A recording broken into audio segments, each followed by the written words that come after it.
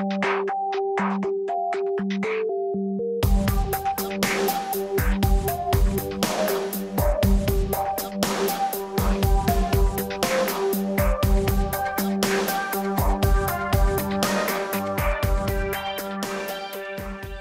important, I think, to have a risk register, so really think about all of the things that could happen. They may never happen, and that's great news, but if one of them does, in putting together a risk register, you will have thought about the impact and what action that you would need to take. Well, I think the best tip I've had is from Luke Johnson: start your own business. He thinks it's a great time to start business in a downturn. Many people have.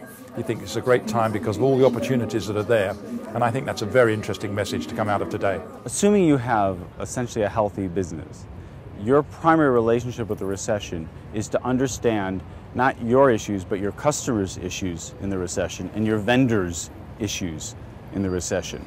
Because at the end of the day, if you look at how companies, generally healthy companies, fail, they tend not to fail because of something they've done. They tend to fail because of something outside of their business has happened that, like a domino, they end up getting in the way of that domino stream falling.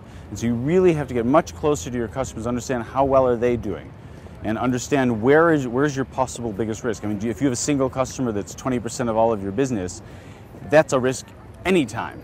I'd really want to know they're feeling well every day. I'd like their CEO to call me up and say, yeah, I woke up healthy again, you know?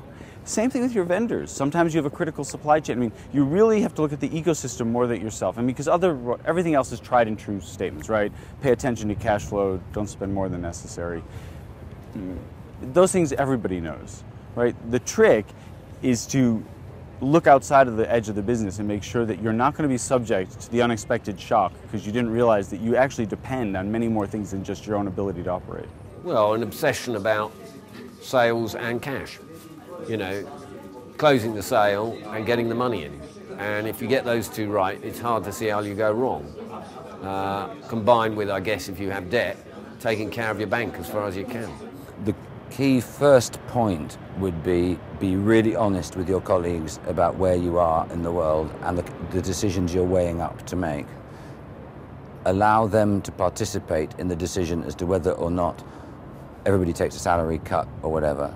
But don't lie to them and don't hide, because that way rumors lie and that way people's morale goes down.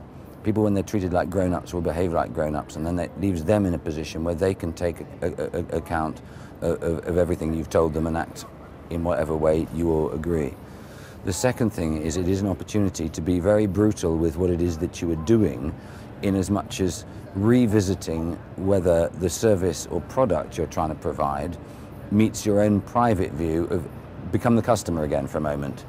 Is this, if I was the customer, do I think what I'm about to try and provide them, or am providing them, is as good as it could be, as beguiling as it could be, is as respectful and respectful as it could be in terms of the values going through, like bright and like rock. What's quite interesting is that at times of recession, people tend to either go for really cheap things or invest in things that have substance that are going to last them.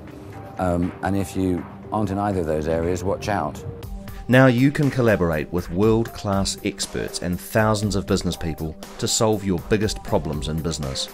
Simply log in to your business channel and put your question to our editorial team. You can also post your questions on YouTube, Facebook or Twitter. I'm sure you can see how it will work for you. It's all about solving your problems fast. There are also low risk and results-based options if you'd like more help. Sign up today.